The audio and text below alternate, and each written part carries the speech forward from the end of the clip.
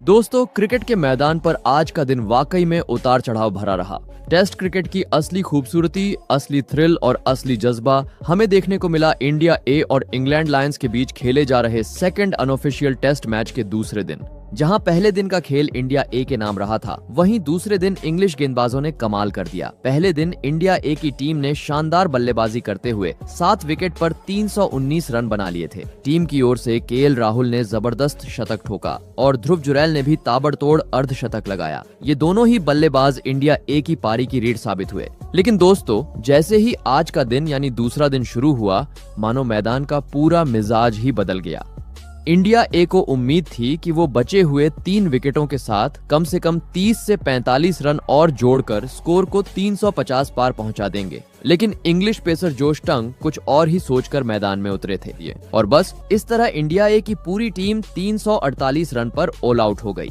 अब देखने वाली बात ये होगी कि इंग्लैंड लायंस की टीम इस जवाबी पारी में क्या करती है। क्या वो इंडिया ए के स्कोर के करीब पहुंच पाएंगे या फिर भारतीय गेंदबाज उन पर हावी हो जाएंगे। इंग्लैंड की ओर से ओपनिंग करने आए टॉम हैंस और बैन मैककिनी। दोनों युवा, दोनों प्रतिभाशाली और दोनों को अपनी टीम को मजबूत शुरुआत देने की जिम्मेदारी थी।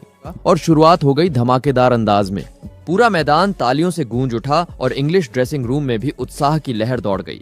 अब लग रहा था कि ये ओपनिंग जोड़ी लंबा टिकने वाली है। रन रेट भी अच्छा चल रहा था और इंडिया ए के गेंदबाजों पर दबाव बनने लगा था।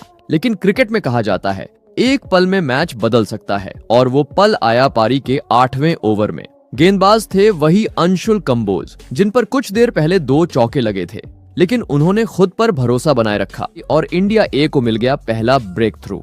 इंग्लैंड लायंस का स्कोर था 28 रन पर 1 विकेट। मैककिनी 12 रन बनाकर आउट हुए, लेकिन फिर भारतीय गेंदबाजों ने संयम से काम लिया। खलील अहमद और शार्दुल ठाकुर ने मिलकर रनों पर रोक लगानी शुरू की। दोनों ने लेंथ को छोटा किया, ऑफ स्टंप के बाहर की लाइन को पक्का किया और बल्लेबाजों को खेलने के लिए मजबूर किया। इन ओवरों में न कोई बाउंड्री निकली, न ही कोई बड़ा शॉट। गे को रन लेने के लिए संघर्ष करना पड़ा और हैंस को भी सिंगल्स पर ही संतोष करना पड़ा। इस तरह पहले सेशन के अंत तक इंग्लैंड लायंस का स्कोर था 58 रन पर 1 विकेट। टॉम हैंस 28 रन पर नाबाद थे, वो फॉर्म में नजर आ रहे थे। वहीं एमिलियो गे 3 रन बनाकर टिके हुए थे। हालांकि स्कोर बोर्ड पर रन बढ़ते जा रहे थे, लेकिन भारतीय गेंदबाजों ने रनों की रफ्तार पर काफी हद तक लगाम लगा दी थी। अब अगला सेशन ये तय करने वाला था कि क्या इंडिया ए को और विकेट मिलते हैं या टॉम हैंस बड़ी पारी की ओर बढ़ते हैं। जिसके बाद जैसे ही दूसरे सत्र की शुरुआत हुई, भारतीय कप्तान ने अनुभवी गेंदबाजों को जिम्मेदारी सौंपी। 20वें ओवर तक पहुंचते पहुंचते टॉम हैंस और एमिलियो गे ने 50 रनों की साझेदारी पूरी कर ली। दर्शकों की तालियों के बीच इंग्लैंड की टीम ने एक मजबूत स्थिति की ओर कदम बढ़ा दिए थे। इस साझेदारी ने न सिर्फ स्कोरबोर्ड को आगे बढ़ाया, बल्कि ड्रेसिंग रूम में भी आत्मविश्वास भर दिया। पूरा ओवर इंग्लिश बल्लेबाजों के नाम रहा। इसी के साथ इंग्लैंड का स्कोर 100 रन के पार पहुंच गया। अब भारतीय खेमे में चिंता साफ दिखने लगी थी। इंग्लैंड के बल्लेबाज न केवल टिके हुए थे, बल्कि तेजी से रन भी बटोर रहे थे। 26वें ओवर में टॉम हैंस ने 2 शानदार चौके लगाकर अपनी 50 पूरी कर ली। उन्होंने सिर्फ 74 गेंदों में 50 रन बनाए, जिसमें 9 चौके शामिल थे। लेकिन तभी 28वें ओवर में तुषार देशपांडे ने अपनी सूझबूझ और रणनीति से भारत को बहुत बड़ी सफलता दिलाई। उन्होंने टॉम हैंस की 54 रनों की शानदार पारी का अंत हो गया। उन्होंने 9 खूबसूरत चौके लगाए और इंग्लैंड की पारी को एक ठोस शुरुआत दी।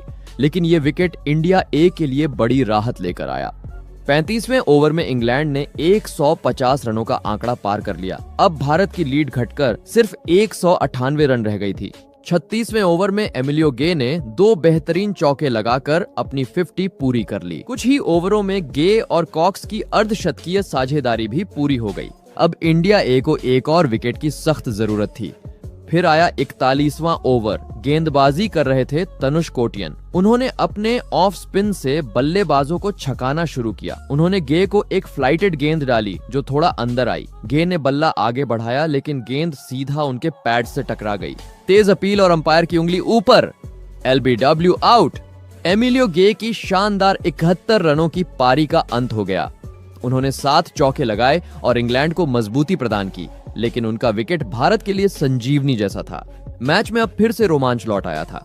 गे गए के आउट होने के बाद कॉक्स के साथ नए बल्लेबाज मैदान पर आए, लेकिन तभी अंपायरों ने रोशनी की स्थिति को देखते हुए खेल रोक दिया और फिर स्टंप्स की घोषणा हो गई। दूसरे दिन का खेल यहीं समाप्त हुआ। इंग्लैंड लायंस का स्कोर दूसरे दिन के एंड तक था 192 रन 3 विकेट के नुकसान पर, जहां जॉर्डन कॉक्स 31 रन पर नाबाद थे। अब इंडिया ए के पास सिर्फ 156 रन की बढ़त बची है और इंग्लैंड की टीम अच्छी स्थिति में है। तीसरे दिन भारत को चाहिए जल्दी विकेट और सटीक रणनीति, नहीं तो मैच फिसल सकता है हाथ से। अब सवाल आपसे, क्या इंडिया ए तीसरे दिन कर पाएगी वापसी या इंग्लैंड लायंस बनाएगी विशाल बढ़त? अपनी राय हमें कमेंट में जरूर बताइए।